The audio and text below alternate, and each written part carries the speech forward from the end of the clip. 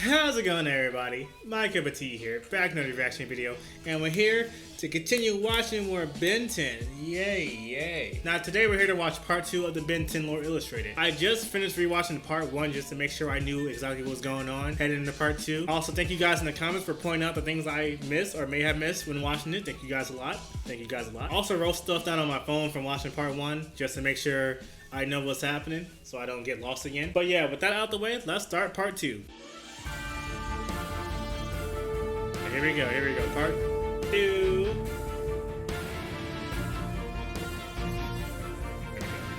Last ended off with Ben 10, Max, and Gwen defeating Vilgax. I think we last left off on the illustrated thing.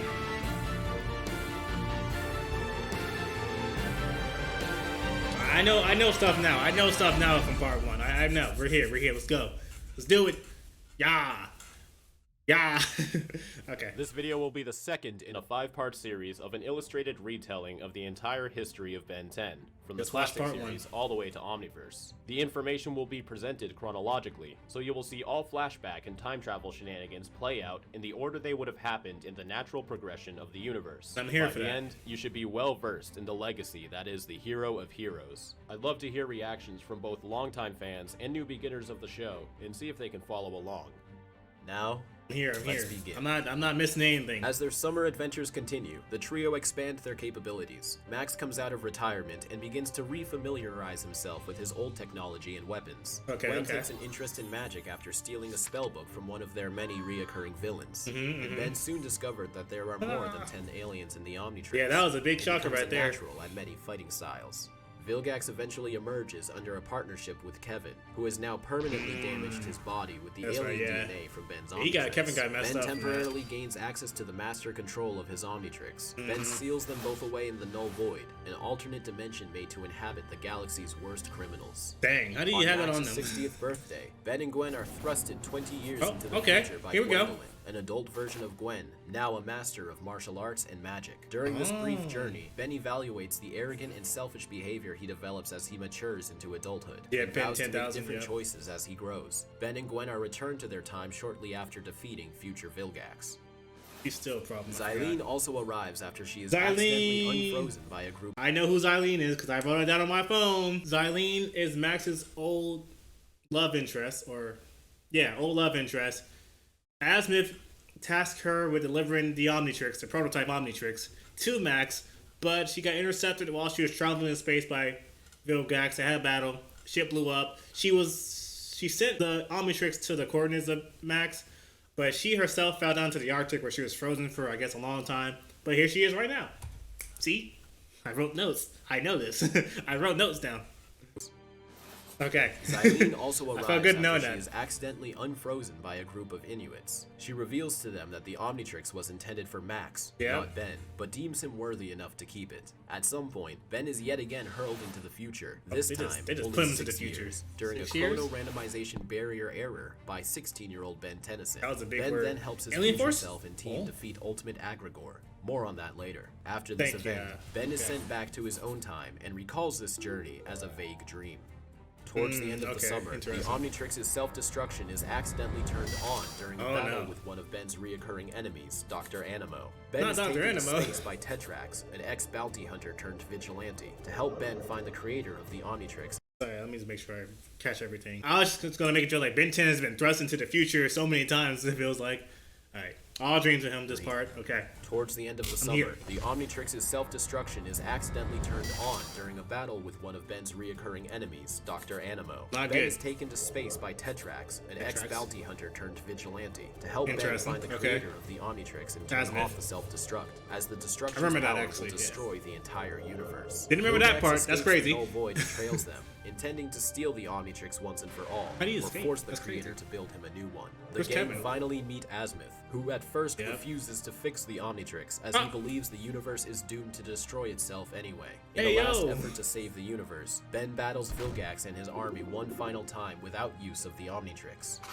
How'd you do that? This inspires Azimuth to put his faith in Ben as the future hope of the universe.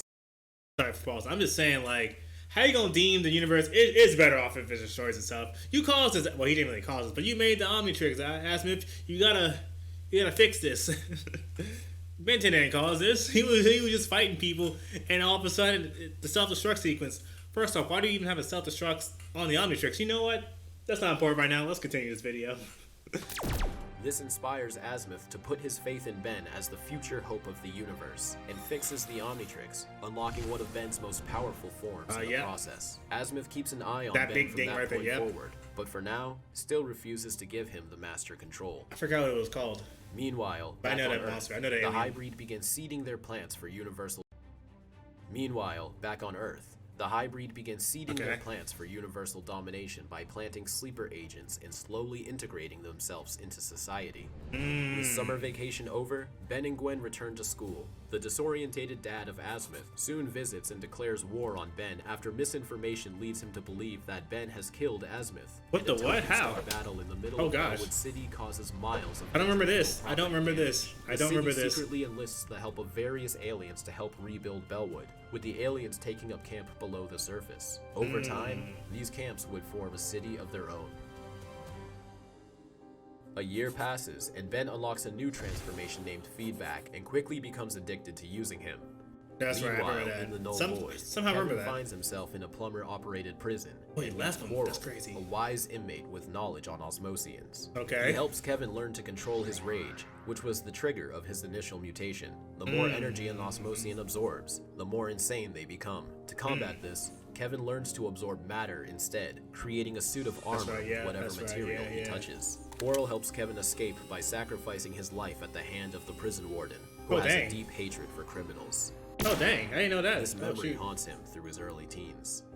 Still trapped in the Null Void, Kevin is found and recruited by Proctor Cervantes, leader of the Rooters, a special Black Ops division of the Plumbers. Cervantes was a corrupted scientist who frequently abducted children and performed experiments on them, attempting to create an army of super-powered beings that can assassinate a target known as the Oncoming Storm. When he discovered Kevin, he thought of him as the key to achieving his dream, and uses Kevin's powers to experiment on himself and a new team of children, creating the Rooters. After a period of training, the Rooters are sent to Earth to execute Ben Tennyson. Kevin's been through it. Led by Kevin. Kevin has been through it. During the battle, the assault fails, which highly upsets Proctor Cervantes, of course, it's Ben 10. Calling the Rooters project a failure. He wipes Kevin's mind of any memory of him, and does the same to the other Rooters, and lets them loose once again into the Null Void. With his new friend by his side, Kevin and Arjun wander the Null Void. They eventually find a way out, and after a few scandals as traveling con artist partners, agree to go their separate ways. On Galvan Prime, Azimuth has moved back to his homeworld and becomes their first thinker. During the creation of the Galvanic Mechamorph, a species of sentient blobs of nanites that can possess and enhance machinery. Yeah, I like that monster. I like the alien. Named Galvan B, that can possess and enhance machinery that live on Galvan Prime's moon. Named Galvan B.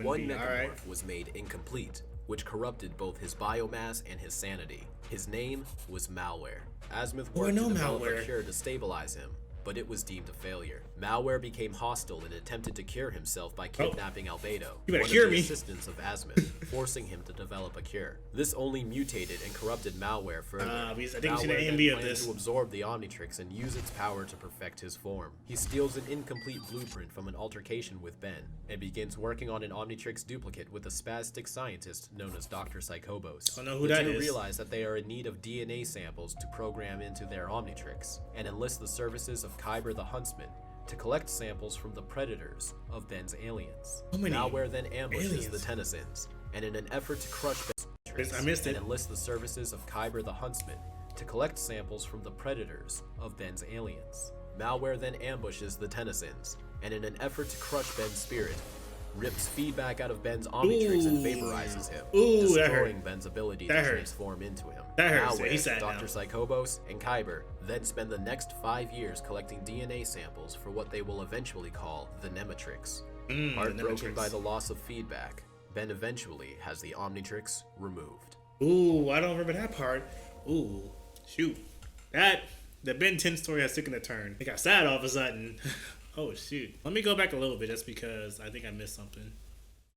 And enlist the services of Kyber the Huntsman to collect samples from the predators of Ben's aliens. Kyber was going around collecting samples, the Tennysons, and in an effort to crush Ben's spirit, rips feedback out of Ben's Omnitrix and vaporizes him, destroying Ben's ability to transform into him. Malware, Dr. Psychobos, and Kyber then spend the next 5 years collecting DNA samples for what they— That's crazy. Malware shows up. Hey, Ben, is that your favorite alien? Why, yes it is. Alright. And yoink. Disappear. Alright, I'm out. See you. Do. That's messed up. That's very messed up. He shows up to destroy your favorite alien and then just leaves. And then just leaves to continue his plan. But that was fun. That was fun. I'm glad that I decided to rewatch the first video, part 1, because I would have been confused, I felt like. My last memory of Ben 10 is when he showed up to his school, and I think he used to get bullied by these two people, like these two classmates of his, or these two kids. But when he showed up, he's like, ha, I've seen a lot of things. You can't bully me anymore, basically. That's like the last thing I remember from Ben 10. So, yeah. But somehow I remember feedback. I remember his watch going to self-destruct mode. And I remember malware, kind of. I did not know malware destroys feedback. I think in that AMV, I think we saw that? I'm not sure. But yeah, no, this is good. This is good. I want to watch more, but I think we should make this a separate video. We shouldn't do part 2 and part 3, because I feel like this is a different Ben 10. But it's the same Ben 10, but it's a different, you know, it's a different Ben 10. But yeah, that's gonna do it for this video. Hope you enjoyed my reaction. Hopefully I paid attention and caught everything that happened here. If not, I'll just rewatch it and take my notes on my phone right here. But that's gonna do it for this video. Thank you for watching. MyCupOfTea is out of here. Hey, deuces. And Ben 10 has been taken to so many different futures, and so he just wants to live a normal life, I feel like. But Dave's like, nah, you gotta save the world. And now he doesn't got his boy feedback anymore because malware wanted to be a nuisance. You know what? This is just bad for Ben 10. This is all bad.